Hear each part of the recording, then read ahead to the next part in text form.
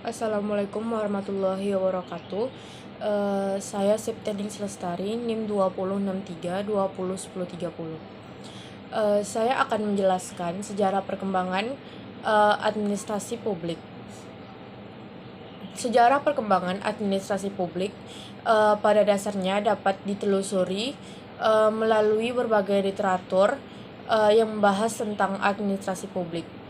Literatur yang membahas sejarah perkembangan administrasi publik yaitu karya pertama Woodrow Wilson tahun 1886 yang berjudul The Study of Administration, merupakan tonggak perkembangan awal pemikiran administrasi publik.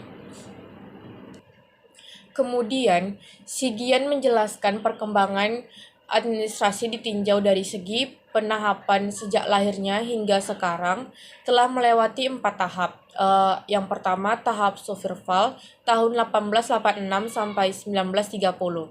Pada tahap ini dapat dikatakan sebagai masa lahirnya ilmu administrasi karena pada masa itulah gerakan manajemen ilmiah dimulai Frederick Wilson Tyler dalam jangka waktu yang cukup panjang.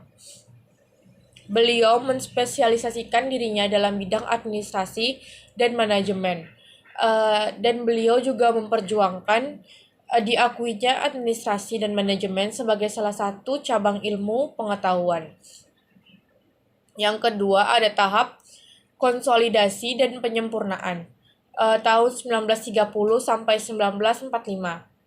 Tahap ini disebut tahap konsolidasi dan penyempurnaan karena dalam jangka waktu inilah prinsip-prinsip, rumus-rumus, dalil-dalil ilmu administrasi dan manajemen lebih disempurnakan sehingga kebenarannya tidak dapat dibantah lagi.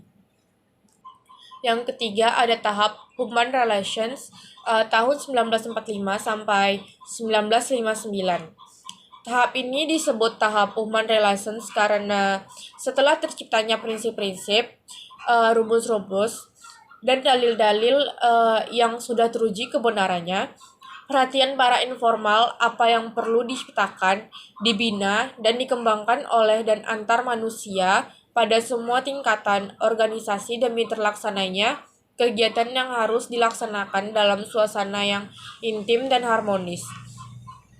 Yang keempat, ada tahap behavioralisme tahun 1959 hingga sekarang. Pada tahap ini, sorotan perhatian bukan lagi manusianya sendiri sebagai makhluk hidup yang mempunyai martabat, kepribadian, tujuan, cita-cita, dan serta keinginan yang khas. Tetapi lebih meningkatkan penyelidikan terhadap perilaku manusia dalam kehidupan berorganisasi dan apa alasan-alasan mengapa manusia berperilaku demikian. Perkembangan administrasi publik di Indonesia dapat dilihat dari tulisan Haryono Sudria Munawar. Beliau mengklarifikasi perkembangan administrasi publik ke dalam 3 masa. Yang pertama, masa penjajahan Belanda. Selama 3,5 abad, Indonesia dijajah Belanda. Selama itu pula, administrasi hanya dikenal sebagai ilmu pengetahuan.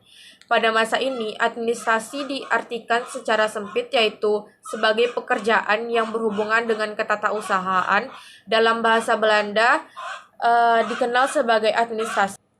Oleh karena itu, administrasi secara nyata berupa pengarsipan, ekspedisi, pengetikan surat menyurat yang dalam bahasa Inggris dikenal sebagai istilah clerical work. Pada masa penjajahan Belanda, nampaknya cukup mempengaruhi bangsa Indonesia mengenai pengetahuan administrasi secara sempit. Sampai sekarang, banyak bangsa Indonesia yang belum memahami apa hakikat administrasi secara luas. Hal ini nampak jelas dalam kegiatan sehari-hari, terutama yang berhubungan dengan birokrat. Umpamanya untuk mengambil KTP, dimohon membayar uang administrasi terlebih dahulu. Yang kedua ada masa penjajahan Jepang. Dalam masa penjajahan Jepang yang berlangsung cukup singkat, tidak mempengaruhi budaya bangsa atau pemerintahan.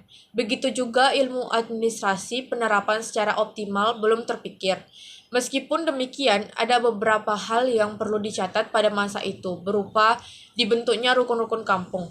Rukun kampung Asatjo dibagi menjadi beberapa rukun tetangga Kumbijo. Hal seperti ini membekas sampai sekarang menjadi istilah RT RW dalam sistem administrasi negara Indonesia. Yang ketiga, ada masa kemerdekaan. Pada masa kemerdekaan Indonesia tanggal 17 Agustus 1945 ditandai dengan dibukanya beberapa perguruan tinggi di Jakarta dan Yogyakarta. Pada masa itu, ilmu administrasi ataupun administrasi negara belum mendapat tempat yang baik sebagai disiplin ilmu. Dengan demikian, ilmu administrasi dan administrasi negara masih merupakan bagian dari mata kuliah yang dianggap pokok pada waktu itu, antara lain ilmu pemerintah dan ilmu hukum. Pada tahun 1951 sampai 1955 inilah pengertian administrasi maupun administrasi publik berkembang dalam arti yang modern. Perkembangan lebih lanjut bagi administrasi negara di Indonesia adalah didirikannya Lembaga Administrasi Negara Republik Indonesia atau LAN RI pada tanggal 5 Mei 1957 dengan Peraturan Pemerintahan Nomor 30 Tahun 1957. Kemudian disempurnakan dengan Peraturan Pemerintahan Nomor 5 Tahun 1971. Seperti halnya di Amerika dan Prancis, tempat lahirnya ilmu administrasi dan administrasi negara pada pelopornya adalah orang teknik seperti Taylor dan Fayol. Orang teknik di Indonesia yang dijadikan pelopor administrasi negara adalah Insinyur Juanda yang waktu itu sebagai Perdana Menteri. Beliaulah yang merintis berdirinya Lembaga Administrasi Negara dengan dukungan Mr. Sumarman yang pada waktu itu Menteri Dalam Negeri dan mengangkat Direktur LAN RI yang pertama tahun 1958 yaitu Prajudi Atmosudirjo. Sekian presentasi dari sejarah perkembangan administrasi negara dari saya.